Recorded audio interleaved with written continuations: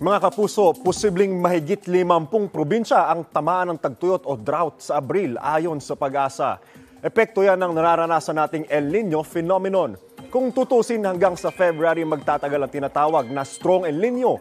Pero ang epekto nito ay posible umabot hanggang Abril, gaya ng kakulangan sa ulan.